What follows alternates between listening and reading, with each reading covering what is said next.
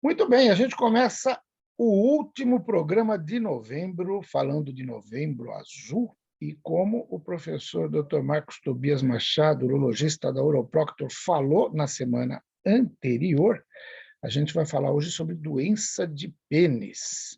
É muito mais comum do que se imagina, professor? Ah, não tem dúvida.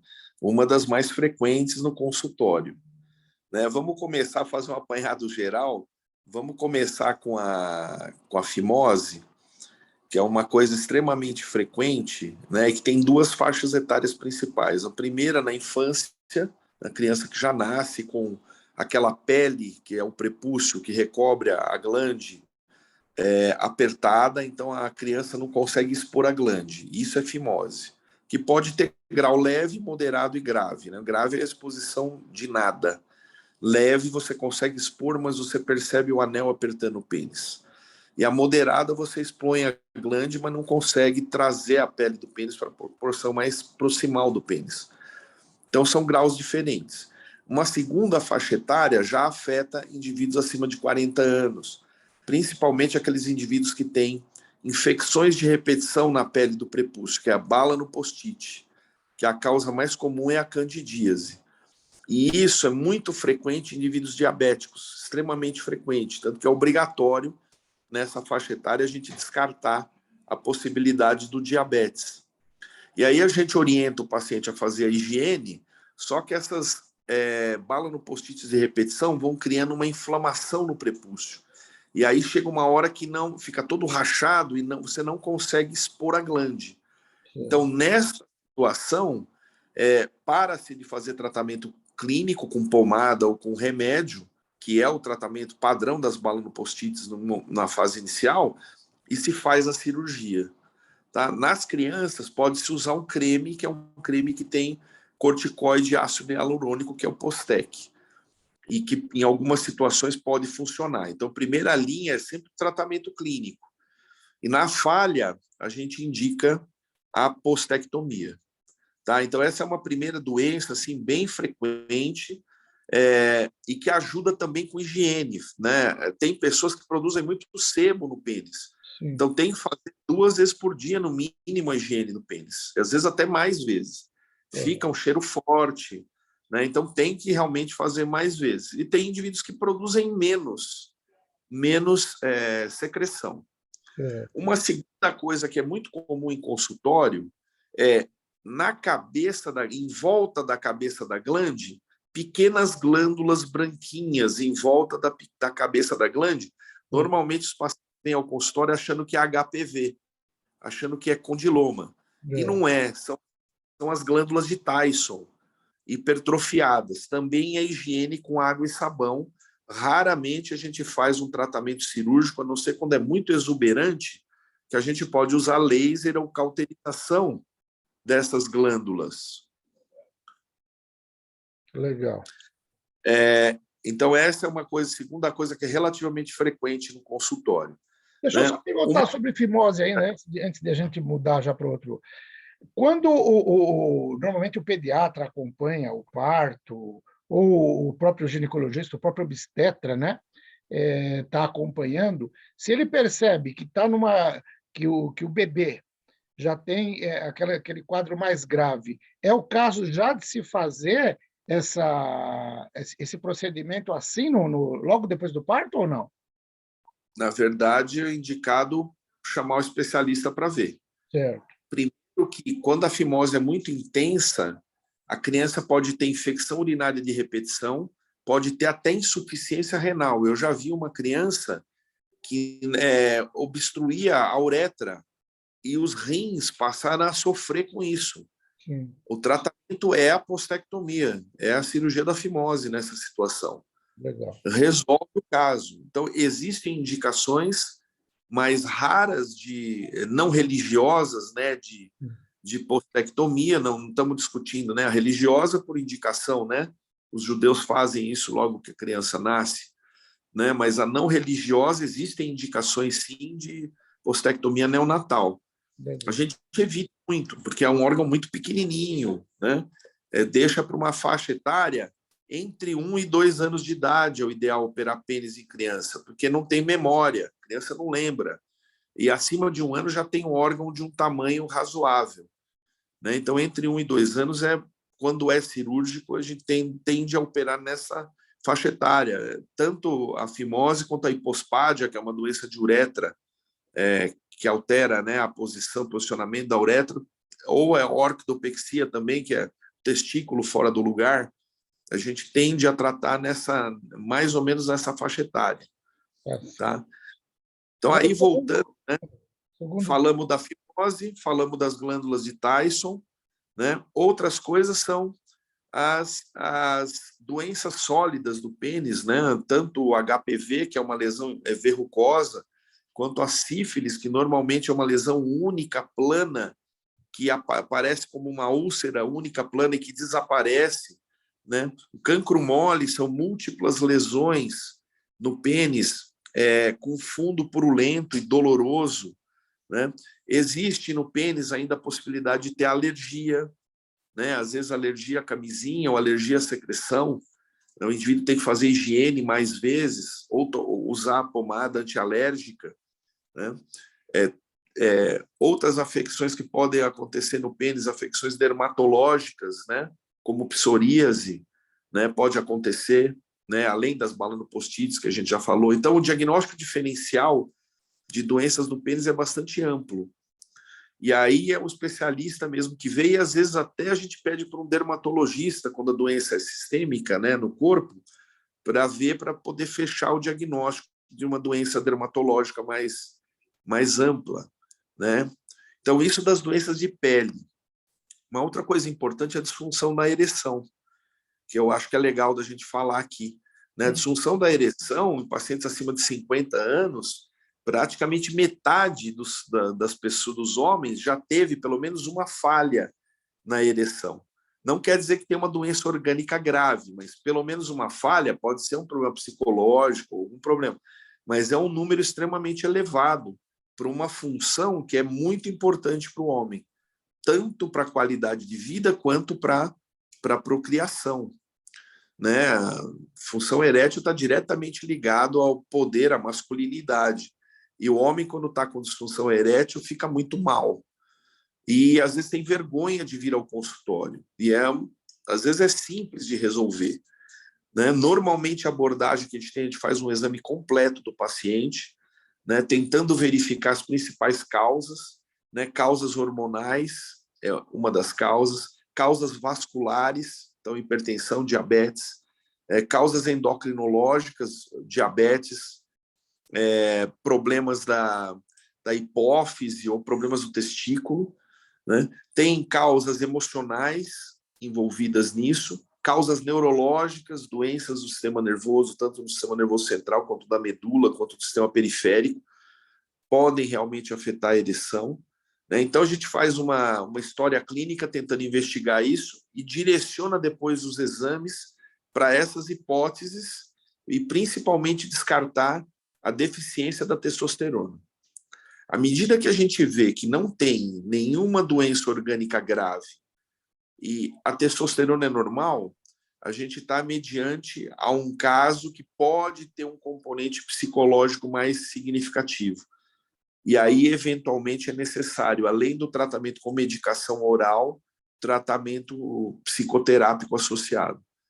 Então, obviamente, você tem que ver caso a caso também, mas o que é mais comum é a gente detectar ou alguma doença orgânica, o indivíduo tem hipertensão, diabetes, mas é muito leve, está controlado, que com medicação oral a gente beneficia muito, é 80% ou mais de sucesso no tratamento, e não tem uma doença com deficiência de testosterona. Quando tem a deficiência de testosterona, tem que tratar a testosterona primeiro.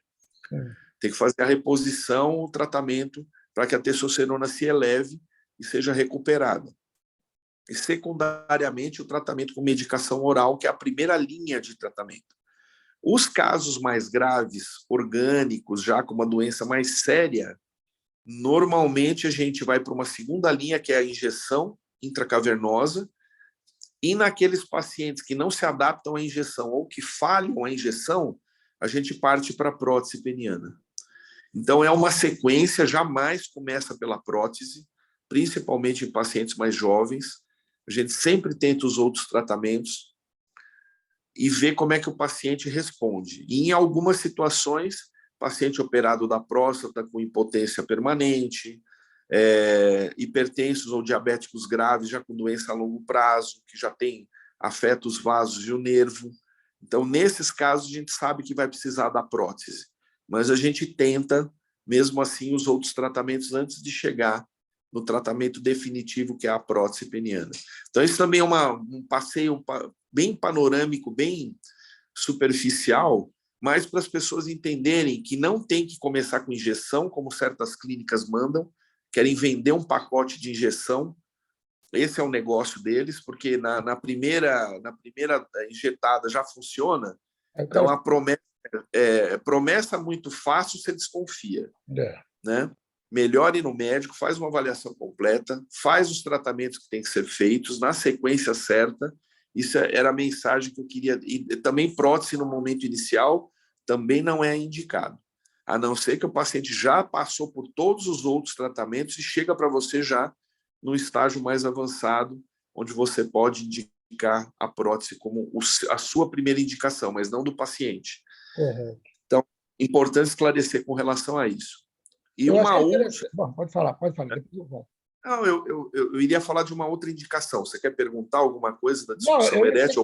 o que dá para concluir dessa tua fala toda aí é que não existe problema insolúvel. Você tem várias etapas de tratamento, mas até para situações mais graves tem como resolver. É só procurar o especialista, né? Não tenha dúvida. Eu falo, só fica com disfunção erétil quem quer. Porque muitas vezes o paciente fala, não, prótese eu não coloco. O paciente impõe limites ao tratamento. Né? Ou psicoterapia eu não faço, não sou louco, não vou para o psicólogo. Então, assim, o paciente impõe alguns limites que dificultam a terapia. Mas se o paciente está disposto, a gente consegue reabilitar praticamente 100% dos indivíduos a função sexual da ereção. Isso é fato. Isso independente da idade. Independente da idade. Mesmo que seja mais velho, obviamente que se o indivíduo vai para o cardiologista fala, você não pode fazer um esforço físico, a limitação dele está no esforço físico, no coração. Tem um grau de insuficiência cardíaca, insuficiência pulmonar, que não pode fazer, aí a gente não consegue reabilitar.